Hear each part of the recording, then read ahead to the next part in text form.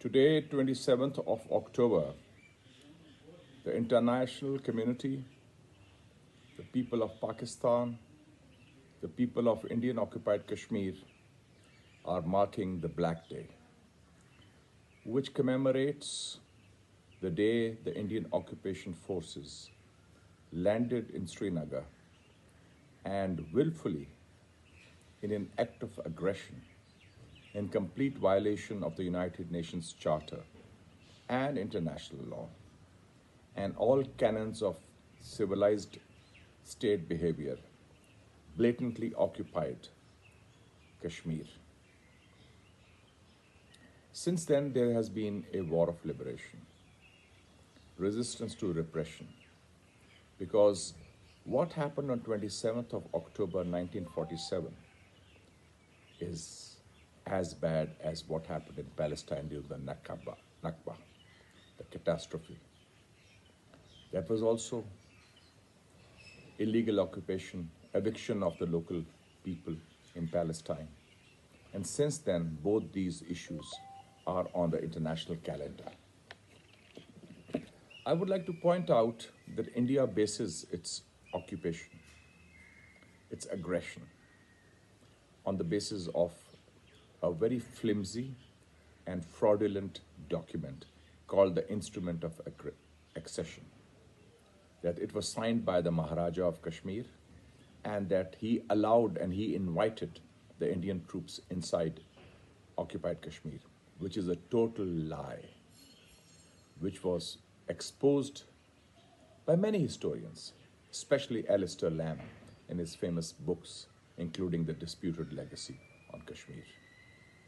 So, like the Iraq War, which the Americans launched in 2003, stating that Iraq had weapons of mass destruction and it was based on a lie, the Indian occupation, annexation, aggression on Kashmir in 1947 on 27th October is also based on a lie.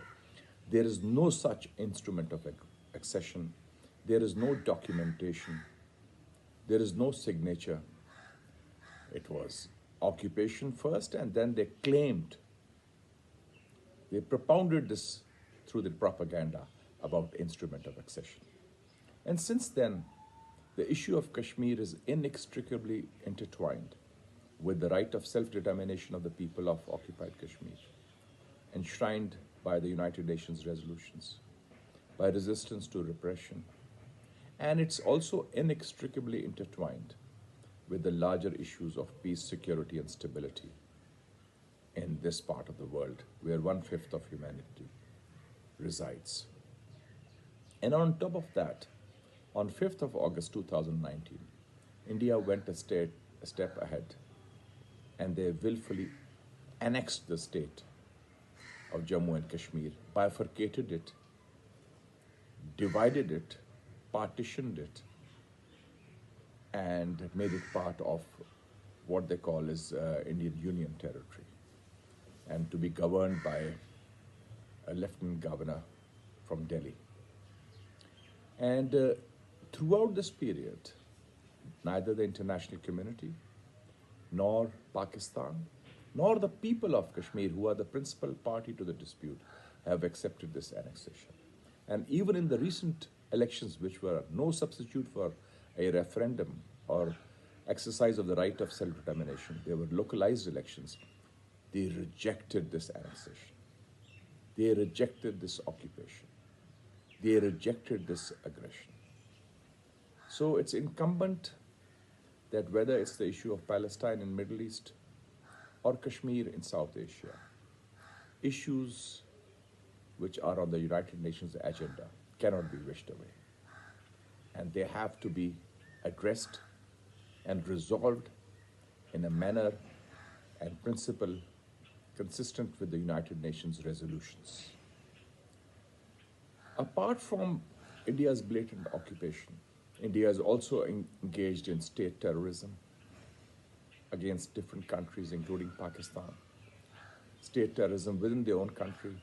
And according to Gregory Stanton, who is the president of the Genocide Watch, an American organization, he told the American Congress last year, I think it was January, in his testimony before the US Congress, that a genocide is in the making in Assam in India and also in Indian occupied Kashmir.